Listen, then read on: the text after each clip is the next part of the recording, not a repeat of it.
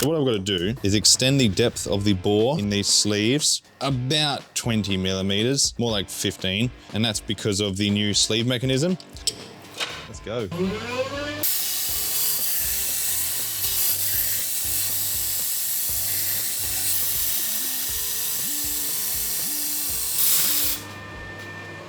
Okay, now we can check the size, see if it goes in. It's currently a bit tight, so we'll make the hole bigger. What do you mean by that? Okay, I'll just hit that with some sandpaper and then that should be good. That is absolutely perfect.